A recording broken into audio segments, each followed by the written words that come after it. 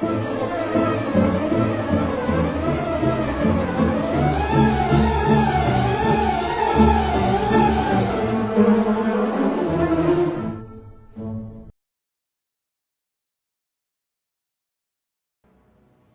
upon a time, a young, hungry filmmaker made a movie about Clerks.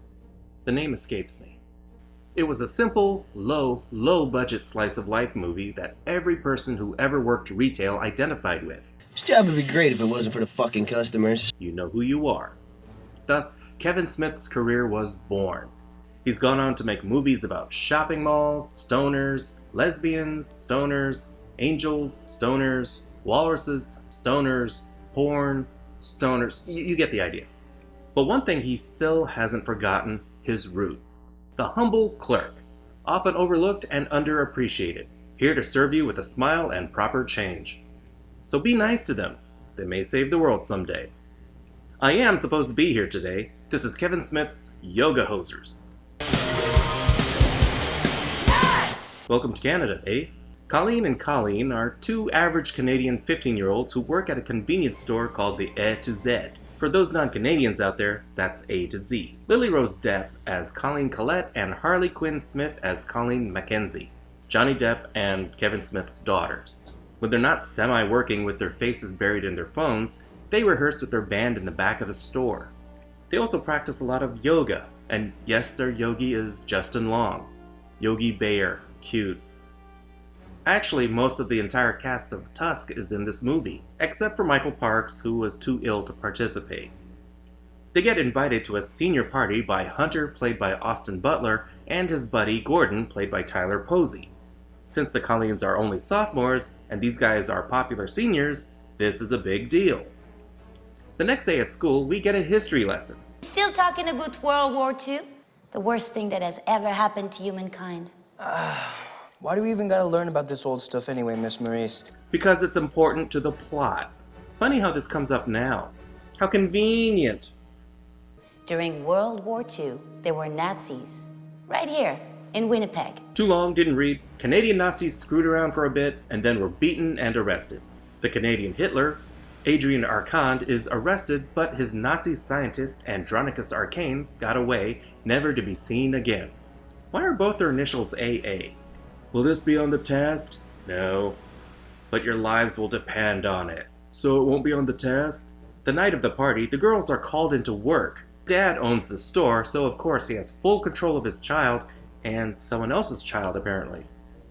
We could have a party right here. Rather than miss the party, they ask the guys to bring it to the store. Close the store to have a party? It's not like they're playing hockey on the roof. Seems there was no actual party, and the boys have other plans. They turn out to be devil worshippers, I shit you not, who have their sights on the girls for some virgin sacrificing.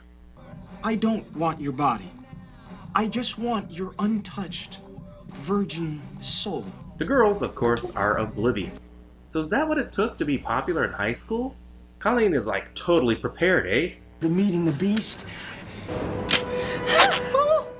Is there a knife in my dick? There's a knife in your dick, yeah. Whew, that would take the fight out of anyone. And I was gonna let you get to second base. I guess I got a little carried away there. Sorry about that. God, even their psychopaths are polite. Second base isn't that bad. Wait, there are so many definitions of second base. Which is the one with boob? Oh my god! Little sausage men that speak German and wear Nazi helmets? Something just crawled up my ass!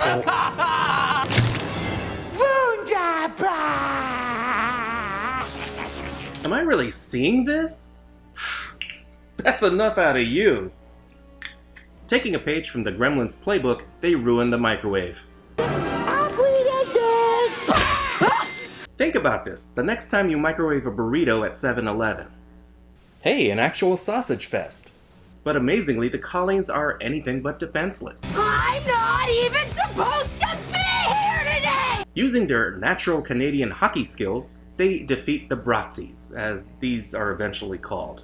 Unfortunately, the deaths of Hunter and Gordon are pinned on the Colleens, but one man believes them. You might recognize Johnny Depp returning to the role of Guy Lepont, last seen in Tusk.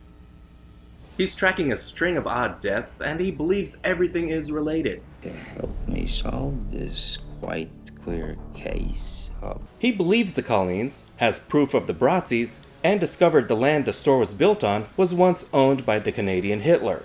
To investigate, he needs to get into the store. Colleen tells him about a secret entrance, which she made up, but she will show him if he breaks them out of jail. So he breaks them out of the police station.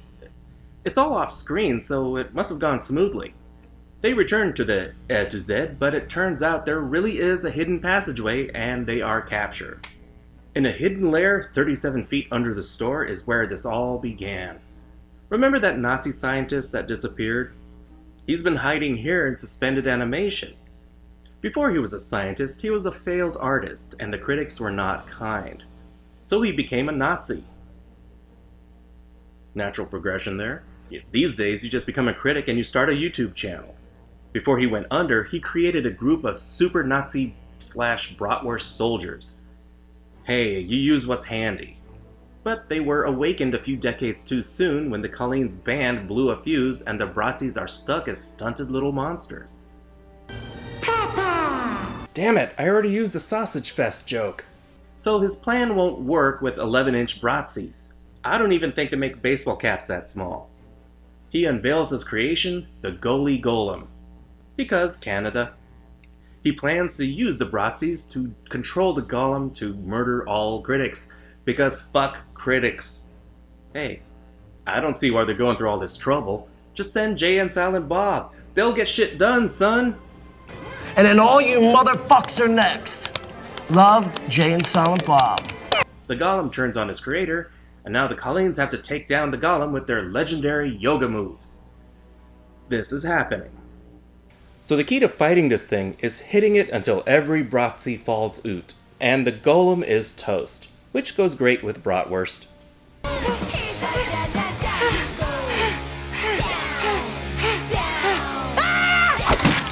The Colleens clear their names and become heroines. But still, all of this doesn't go to their heads, and they report to work as usual. That was Yoga Hosers. What a strange movie. The Colleens seem to be exactly what adults tend to think 15-year-olds are like. Vacuous, melodramatic, insipid, nothing without their phones, talking in their own language, and living this whole other existence parents are just oblivious to. They also seem to see the world as one big social media platform. They introduce each character with their own bio, complete with blurbs and hashtags, likes and dislikes. Everything else is so basic. But they also share a fierce devotion to one another, and it's refreshing to see a movie with friends who don't have a breakup in Act 2. We've seen characters like these before. Two friends who are a bit on the simple side, but still managing to get into wacky adventures. And Johnny Depp is more of his character from Tusk, but I think he's actually funnier in this movie. Colleen's dad, played by Tony Hale, owns the store and is dating the store's manager, Tabitha, played by Natasha Lyonne. The real antagonists are the Brazzies, and they're all played by Kevin Smith, by the way. These guys are ridiculous. They're not the toughest baddies. Seriously? But they're not really meant to be taken seriously. They're buffoons, they're caricatures, they're speaking in very basic German. I mean, it's poking major fun at them. Even the Nazi isn't a serious threat when he keeps doing different celebrity impressions. Props to Ralph Garman. Some are pretty good. One of Hollywood's greatest living actors. Ooh-ah. His Al Pacino is almost perfect. Kevin Smith loves giving side characters their time to shine, eh? People doubted Jay and Silent Bob could carry an entire movie, and they didn't. They had so many side characters of their own that they didn't have as much time to go stale. Giving these two their own movie seemed like a long shot, but they didn't have as much supporting cast as Jay and Bob. And I was okay with that. It keeps the scope small. The story like this works in a small scale. The Colleens are still stretched real thin, but the story itself is so insane, the girls' quirks make sense in this universe. And a Stan Lee cameo is always a win.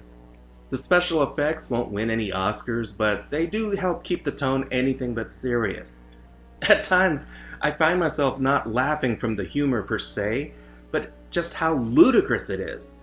Bratzies, golems, Satan worshippers, Jason Mewes as a cop, pure gold. But if you're offended by sauerkraut, it's pretty gory. Since this is within the same universe as Tusk, they still reference that movie, so when the same actors reappear in different roles, it's a little distracting. Also, the theme of taking vengeance on one's critics is one Smith did previously. I know, Kevin Smith, critics could suck it. Hey, you gonna send Jay and Silent Bob after me now? This is the second in a planned Canada-themed trilogy, starting with Tusk and ending with the planned Moose Jaws, which is basically Jaws, with a moose. And I cannot wait! Yoga Hosers is 2.5 Bs. It's silly, outrageous, and it's designed not to make any sense. It's a kid-friendly horror movie that goes with both Halloween and Oktoberfest, which is also in October. The jokes don't always hit. I still had some fun watching this movie, and defeating Nazis, even as sentient sausages, is always in style. If you like Kevin Smith movies, give it a watch. Thank you so much for watching, eh? Like, subscribe, and comment, you know, the usual YouTube stuff. This has been theNewBee, and I'll see you later, kids. Toodles. Eh? Goddamn yoga hosers.